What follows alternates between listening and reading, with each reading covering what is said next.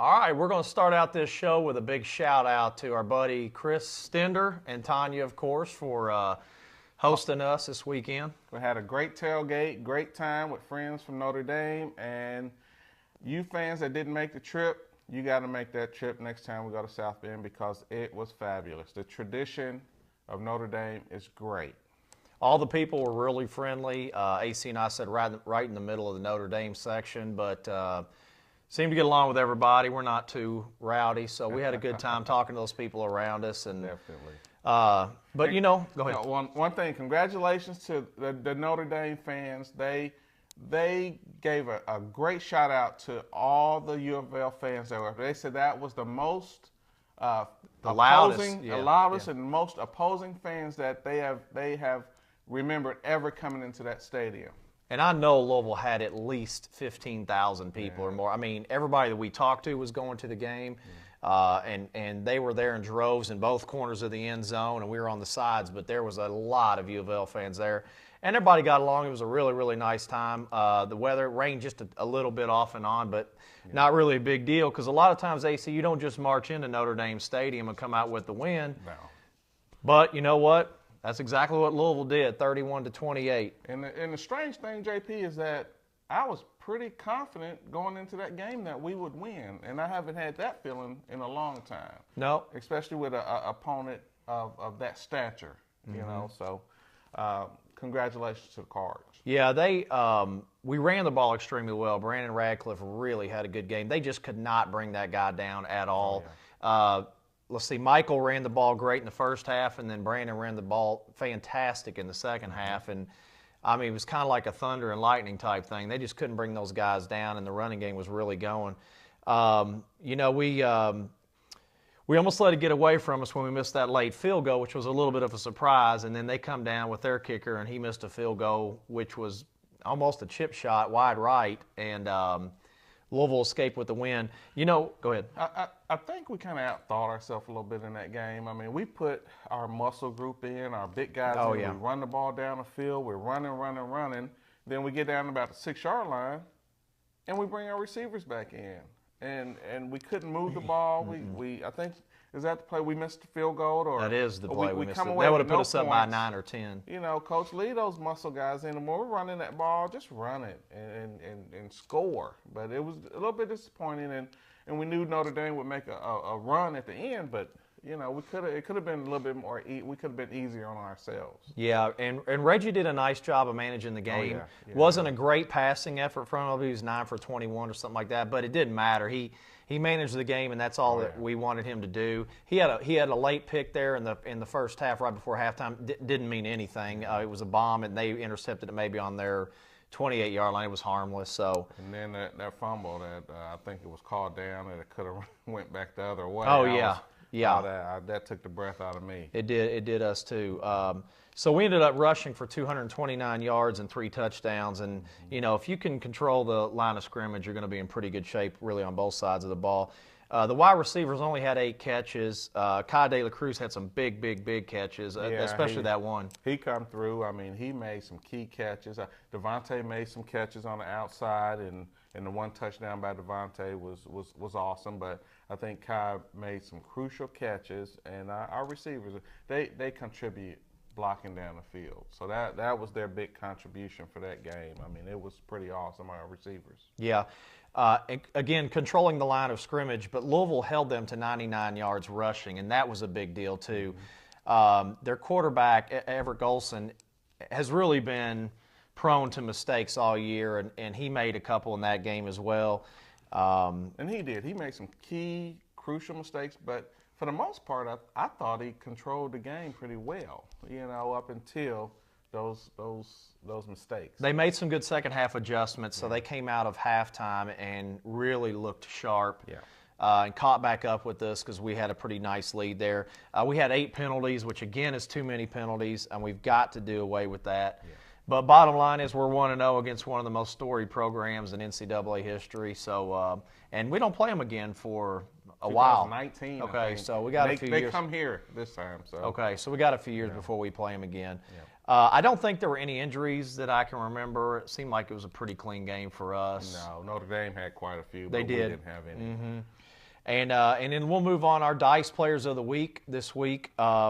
Again, I talked about it just a little bit earlier. I think Reggie deserves the Dice Player of the Week from me. Again, all we really needed him to do was manage the game, and he did exactly that. So Reggie's my Offensive Player of the Week. And I thought those 2 running touchdowns he had were awesome. Those were big in the first half. Yeah, that's true. Yeah, I should point that out. Yeah, he did a great job for us, especially, giving us a lift on that first one was pretty awesome. So my Offensive Dice Player of the Week is Kai Dela Cruz. I thought he made some crucial catches when we actually needed them. And held on to the ball right down the middle of the field. Kai Dela Cruz did a great job. And on defense, I'm going to go with Keith Kelsey. Keith, again, had a really nice game. He had 6 tackles and just seemed to be everywhere. So Keith Kelsey, for me, is the Dice Defensive Player of the Week. Yeah, my guy is Charles Gaines. I think I've been looking for him to he's a superior athlete. Mm-hmm. He talks it out there, and he backs it up, definitely. I think his interception was key. Golston threw one up there. Gaines went and got it.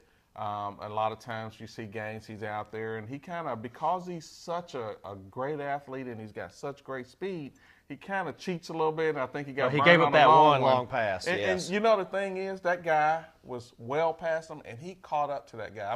He has such great speed, and I expect more tip balls, more interceptions from him. But that guy, he should be in the NFL somewhere. But Charles Gaines, you did a great job. Yeah. Speaking of tip balls, they had that one lucky touchdown where was it?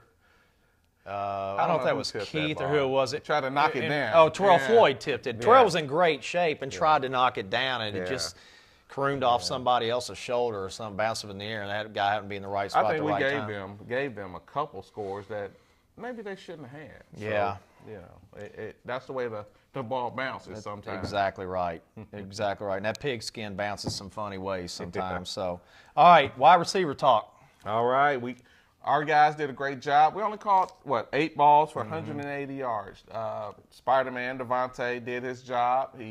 Whenever they were double teaming him a lot, whenever he got one-on-one, he burned them. That was touchdown. So, he didn't get a lot of that, but Kai Dela Cruz came through. We had, Gerald Christian caught one, Eli caught one, and I think they were crucial catches, but the receivers contributed this week by blocking downfield. We had a bunch of great runs, and it was because the receivers did what they were supposed to do.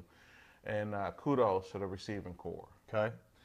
Yeah, they did what they had to do. Devontae caught a huge touchdown pass. Yeah. Kai caught that huge bomb on 3rd down. I think it was 3rd and long, too. Like 24 or something like that. Yeah. And he made a hauled that baby catch. in. Yeah. So, that's what you got to do. Good teams have to make those, or those big players have to step up and show up. Big points at the games, and they did. All right, let's roll on to our crapped out teams of the week, AC. I'll tell you what, mine is going to the Ole Miss Rebels.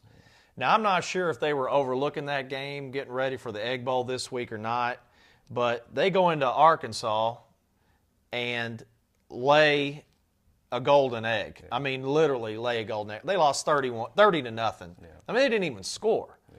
Now, Arkansas is starting to play a lot better, but 30 to nothing, I guess they were overlooking that or just looking past them because the next week's game is huge for them.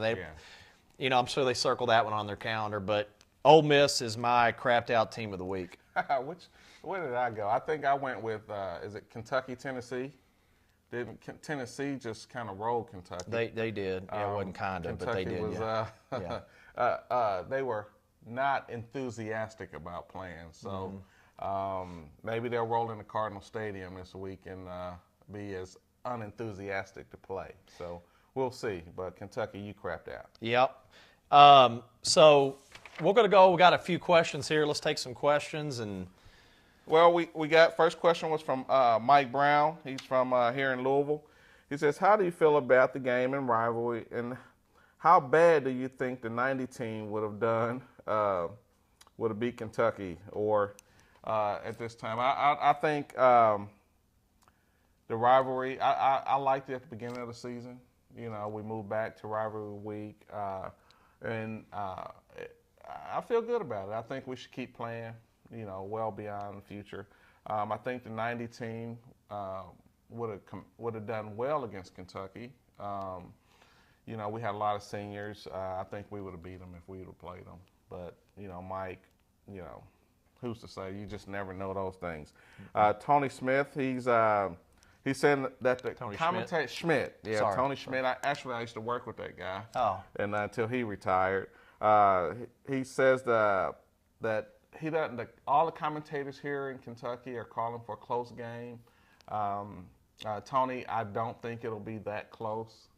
I think Louisville is at least a 2 to 3 touchdown lead. And Jock Letterman wants to know our predictions. I think we'll give that just a little bit later. So, and Tony Wallace, do you think there'll be that Brandon Ratcliffe will have a tremendous day? I think we'll go to him often. I think he'll have a 150-yard day. I don't think Kentucky can stop him from running or stop us from throwing the ball. So we'll see. And thank you guys for those questions. Mm-hmm. And then speaking of the game, we have the Kentucky Wildcats coming to town. Now, I believe, if my math is correct, we've won 3 years in a row. They have lost their last 5 games in a row, maybe. Yes. I think only one other team, and I believe that's Kansas, started out the season like 5-1 and didn't make it to a bowl game. Unfortunately for the Kitty Cats, I don't think they're going to make a bowl game this year because I don't think they're going to come into Cardinal Stadium and get a win over Louisville. So I think it's going to be 4 years in a row, which is going to send this entire senior class out without losing to Kentucky. I just, I don't know. It's late in the season, and they obviously ESPN's kind of driving the bus now, so they've moved it to the last game of the season. I don't really care as long as we play them. It doesn't make a difference to me. But I think Louisville has too much for them again this year. It is a home game. Lorenzo Mall and a lot of those guys, it's their senior year. I don't think they're going to go out on a losing note. I don't think Kentucky beats us. I don't think Kentucky makes a bowl game. Obviously, they can't unless they beat us, and they won't do that. So there's no telling where we're going to go. We are guaranteed a bowl game again. But I think Louisville will win the game. I'm going to go with 34-20 is my prediction. I think Louisville's defense should play okay again. They've been playing well all year, and we seem to be fairly healthy. Mm-hmm. So I like 34-20 Louisville. Well, I just think Kentucky's coming in, and they're just not enthusiastic about the end of the season and how things have gone for them. So, my guess is that Kentucky fans, make sure you get your cereal that morning because that'll be the last bowl you'll see this year. So my prediction for the game, I'm going to go with Louisville 31, Kentucky 17. Okay. So. And, they have a lot to play for. I just don't think they're going to get it done against us. So bottom line is I think Louisville wins the game again. And we'll end up, I guess 9-3, which is a great season. I predicted, I believe at the beginning of the year, I thought we'd go 8-4. You might have said 9-3. I thought we might lose the game we shouldn't have won, but then again, I didn't know that we'd win some of the games we were going to win. So we lose to a Virginia team which at the time Virginia was playing well. They really were. They really were. Well, mistakes on our part. Exactly. Again, especially the one at the end of the game gave them the end of the game. So gave them the game. But we'll see. So go Cards. I'm JP. And I'm AC. This is Cardinal Pairadice, and that's how we roll.